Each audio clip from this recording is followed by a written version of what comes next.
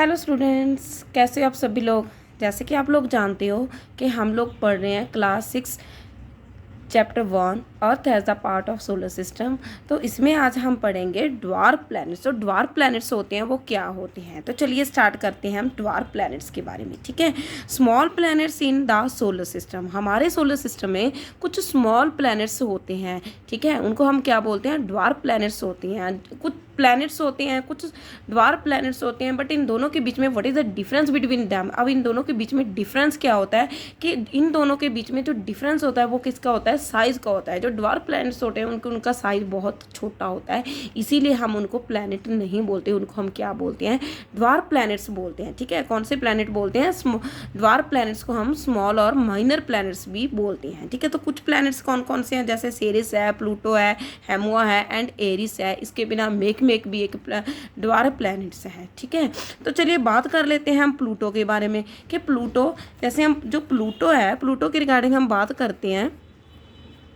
जो प्लूटो है उसको हम क्या बोलते थे, 9th planet of the solar system. क्या हुआ कि जो प्लूटो है उसको हम सोलर सिस्टम का 9th प्लैनेट बोलते थे, लेकिन अब क्या है, अब ये एक क्या है, एक ड्वार्फ प्लैनेट है। क्यों है ड्वार्फ प्लैनेट, क्यों है, ठीक है, क्या बात हो गई। तो बेटा क्या हुआ कि 2006 में क्या हुआ, जो हमारा इंटरनेशनल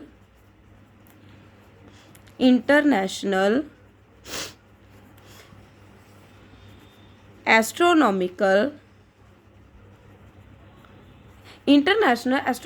यूनियन था, इन्होंने प्लैनेट्स के रिगार्डिंग न्यू डेफिनेशन को अडॉप्ट किया। ठीक है, तो इन्होंने क्या किया, प्लैनेट्स के रिगार्डिंग न्यू डेफिनेशन को अडॉप्ट किया।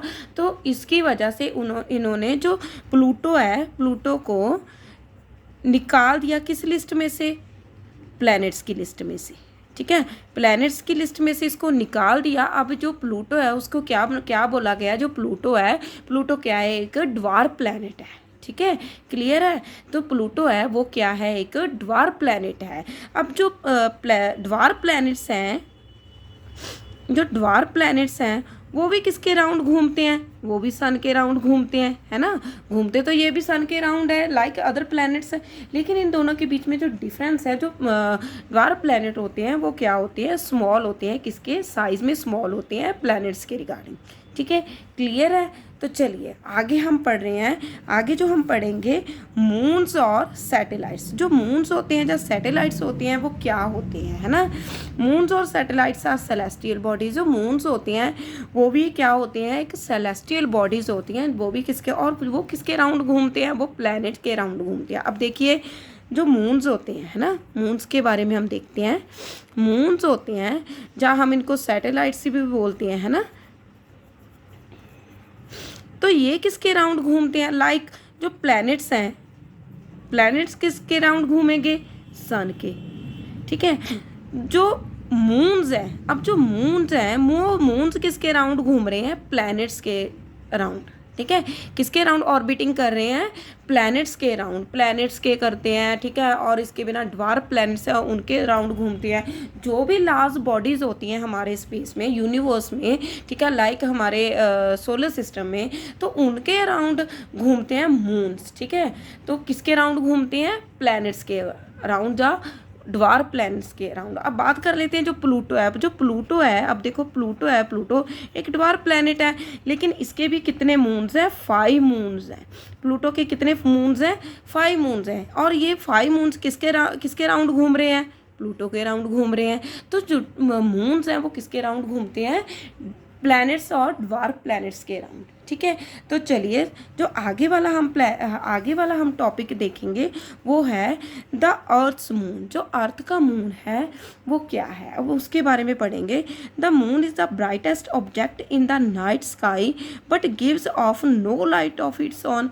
जो मून है वो बहुत ज़्यादा, जैसे हम बोलते हैं ब्राइटेस्ट ऑब्जेक्ट है, बहुत ज़्यादा चमकता है, एक ऑब्जेक्ट है जो हमें कब दिखाई देता है, रात को दिखाई देता है, लेकिन उसकी अपनी कोई लाइट नहीं है। It shines because it reflects light from the sun. ये खुद ये शाइन करता है, शाइन किसकी लाइट से करता है, ये सन की लाइट से करता है ना। ठीक है, क्लियर है। तो चलिए आगे देखते हैं। तो आगे देखिए, जो हम तो आगे देखिए, moon is the only natural satellite of the earth. जो मून है वो अर्थ का ओनली नेचुरल सैटेलाइट है ना। And is 3,78,000 kilometre away from it. और ये अर्थ से कितना दूर है? 3,78,000 किलोमीटर दूर है ना। तो चलिए देखते हैं जो मून की सरफेस है, जो मून की सरफेस है वो कितनी कैसी है? वो रॉकी है ना, रॉक से बनी है एंड कवर्ड विद डस्ट। और उसके ऊपर क्या है? बहुत सारी डस्ट है ना। तो चलिए देखते हैं हम मून के बारे में, है ना। मून के बारे में देखते हैं। अर्थ मून, जो अर्थ का मून है वो कैसा है? पहली बात तो ये है कि जो हमारा सोलर सिस्टम है ना, जो सोलर सिस्टम है हमारा, सोलर सिस्टम में 200 प्लस मून्स हैं। कितने मून्स हैं? 200 प्लस मून्स हैं और इनके साइज अलग अलग है ना। तो जो हमारा अर्थ मून है, जो हमारी अर्थ का मून है, तो उसका साइज इन 200 में से 5th लार्जेस्ट मून है ये। कितने नंबर का है? 5th नंबर का लार्जेस्ट मून है ये हमारे अर्थ का मून। ठीक है, क्लियर है। और ये किसके राउंड घूम रहा है? अब अर्थ के राउंड, ऑर्बिटिंग अराउंड अर्थ। अब ये अर्थ के राउंड कितने टाइम में घूमता है? ये घूमता है 27 डेज एंड 8 आवर्स में। ठीक है, क्लियर है ये। तो चलिए आगे देखते हैं। अब जो मून है उसकी जो सरफेस है वो कैसी है? सॉलिड और रॉकी है। ठीक है, और उसके ऊपर क्या बने हुए हैं? क्रेटर्स बने हुए हैं कि वहाँ पर बहुत सारे गड्ढे हैं। मून के ऊपर बहुत सारे गड्ढे हैं। गड्ढे क्यों हैं? क्योंकि बेटा उसके ऊपर क्रेटर्स क्यों हैं? क्योंकि उसके ऊपर एस्ट्रॉयड्स गिर गए, मेट्रॉयड्स गिर गए, कॉमेट्स गिर गए, तो इनकी वजह से वहाँ पर क्या डल गए? क्रेटर्स डल गए।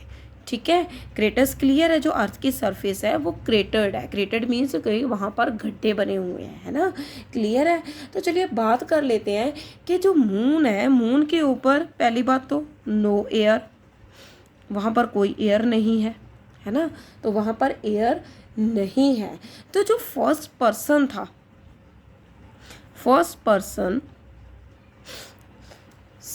To step on the moon. अब जो कौन सा पर्सन था जो सबसे पहले जिसने स्टेप रखा मून के ऊपर? ठीक है, तो वो कौन था बेटा? वो था नील आर्मस्ट्रॉन्ग। ठीक है, ये पर्सन था जो सबसे पहले मून के ऊपर गया था। ठीक है, इसने सबसे पहले मून के ऊपर अपना स्टेप रखा था और ये एक मिशन के थ्रू गया था जिसका नाम था, कौन सा मिशन था? अपोलो 11। ठीक है, इस मिशन के थ्रू गया था। 2 पर्सन इसमें गए थे। जो फर्स्ट पर्सन था वो कौन था? नील आर्मस्ट्रॉन्ग था। और इनके साथ और कौन था? इनके साथ और था बेटा एडविन बुश एल्ड्रिन। तो ये दोनों पर्सन्स गए थे, लेकिन जो फर्स्ट स्टेप रखा था वो नील आर्मस्ट्रॉन्ग ने रखा था। ये गए कब थे? तो बेटा ये गए थे जुलाई 20, 1969 में वहाँ पर ये गए थे मून के ऊपर। इन्होंने वहाँ पर बहुत ज़्यादा एक्सपेरिमेंट किए। ठीक है, तो इन्होंने वहाँ पर देखा कि जो मून है वो कैसा है, इसकी रॉक कैसी है ना। तो इसकी जो डस्ट है ऑल अराउंड, इसकी सरफेस के ऊपर डस्ट है वो कैसी है। तो इन्होंने बहुत ज़्यादा वहाँ पर एक्सपेरिमेंट किए। तो ये वापस कब आए? तो केम बैक। कब आए वापस? तो ये 24 जुलाई 1969 को कहाँ आ गए? वापस अर्थ के ऊपर। ठीक है, क्लियर है। तो मून्स के बारे में आप लोगों को क्लियर है। तो चलिए बेटा अब हम आगे करते हैं। आगे देखते हैं हम फेसेस ऑफ द मून। ठीक है, तो क्या देखेंगे हम? फेसेस ऑफ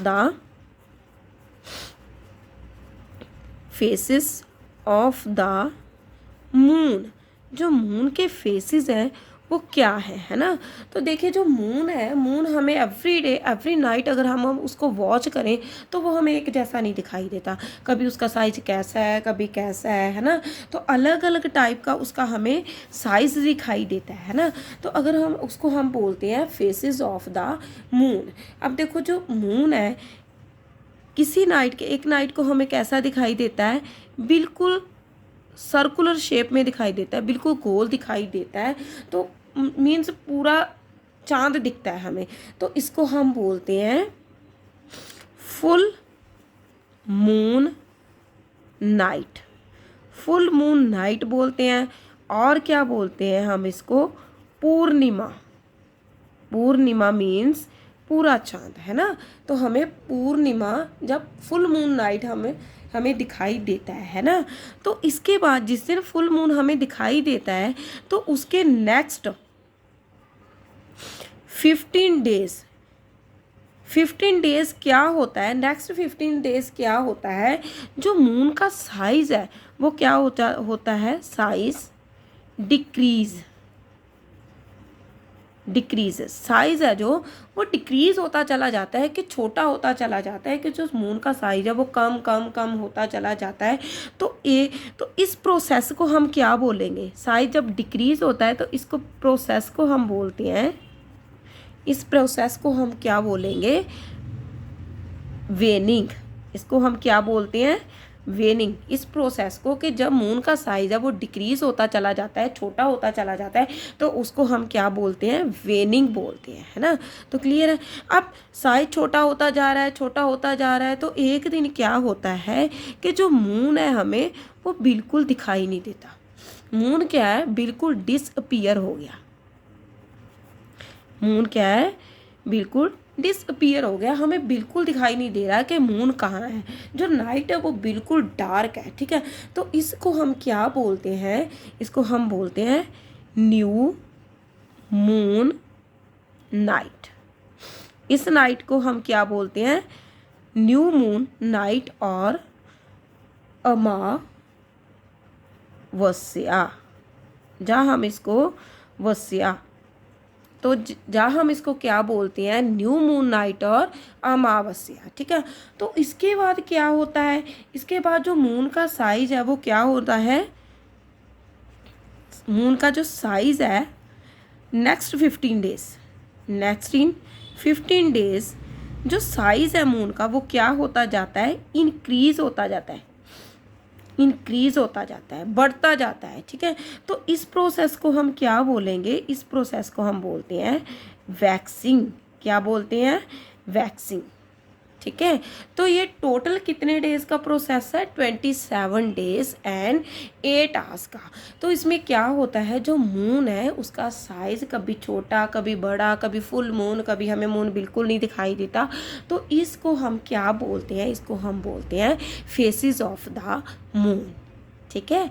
क्लियर है। आई थिंक आप लोगों को 4 टॉपिक्स क्लियर होंगे। हमने कौन से 4 टॉपिक्स पढ़े हैं, ड्वार्फ प्लैनेट्स के बारे में पढ़ा है ना, मून्स और सैटेलाइट्स के बारे में पढ़ा, और द अर्थ मून के बारे में पढ़ा, एंड 4th टॉपिक हमने पढ़ा फेसेस ऑफ द मून, ठीक है। तो आई थिंक आप लोगों को अच्छे से क्लियर हो गया होगा।